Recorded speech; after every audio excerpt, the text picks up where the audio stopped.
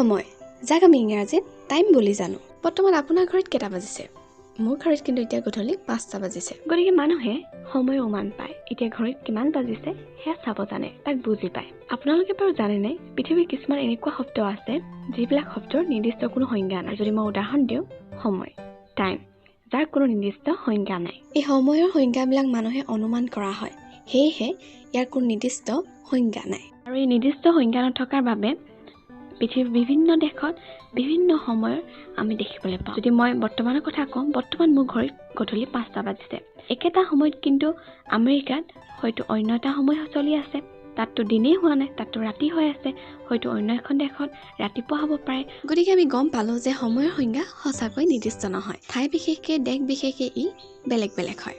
যদিও বা সময়ৰ কোনো নিৰ্দিষ্ট সংজ্ঞা নাই, তথাপি মানুহৰ জীৱনত সময় মূল্য কিন্তু বহুত। আমি উমান নোপোৱা এই সময়বিলাক প্ৰতিটো মুহূৰ্ততে গতি কৰি আছে, ই কিন্তু ৰৈ থকা নাই। গতিকে আমাৰ অসমীয়া সমাজৰ এটা কথা চলে, সেইটো হৈছে যে সময়ৰ কাম সময়ত কৰিব লাগে।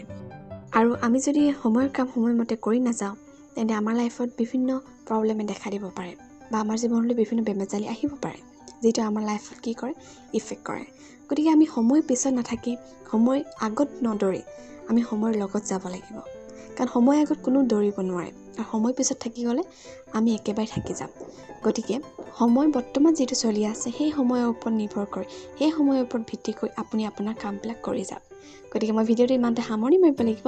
আশা কৰিলে আপোনালোকে শুনি ভাল পালে, আৰু আপোনালোকৰ পইণ্ট অফ ভিউ মোক কমেণ্টত জনাব নাপাহৰিব। আজিলৈ আহোঁ, ধন্যবাদ।